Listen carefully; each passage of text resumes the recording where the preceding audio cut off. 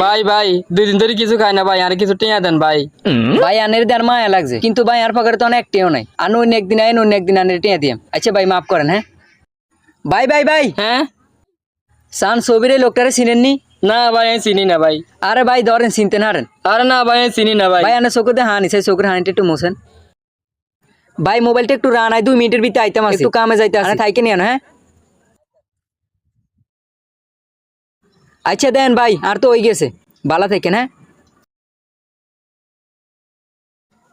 ভাই ভাই 2 দিন ধরে কিছু খাই না ভাই, আর কিছু টিয়া দেন ভাই। আরে ভাই, আপনি সেই ভাইরাল ভিখারি না? আরে ভাই ভাইরাল মানে কি ভাই? আরে ভাই দেখেন, আপনি তো ভাইরাল।